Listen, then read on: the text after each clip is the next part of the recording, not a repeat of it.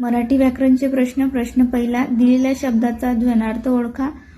शब्द आहे थड. थडचा ध्वनार्थ ओळखायचा आहे. ऑप्शन आहे गार, किनारा, आधात आणि गर्दी. उत्तर आहे किनारा.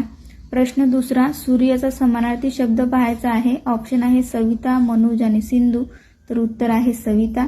प्रश्न तिसरा, कोणत्याही वाक्यात अथवा काळात एक का किंवा अधिक वर्णाची पुनरावृत्ती होते तेव्हा त्यास कोणता अलंकार म्हणतात? तर अनुप्रास अलंकार.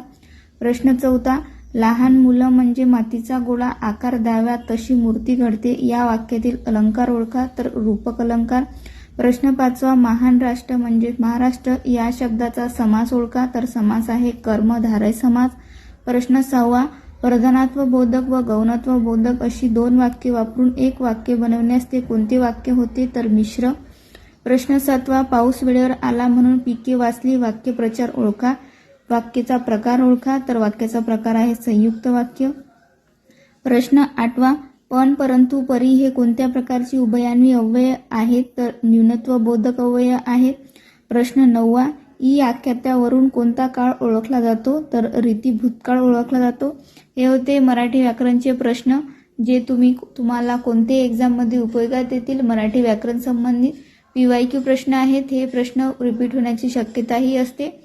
व्हिडिओ आवडल्यास व्हिडिओला लाईक करा, शेअर करा आणि सबस्क्राईब करायला नक्कीच विसरू नका. धन्यवाद.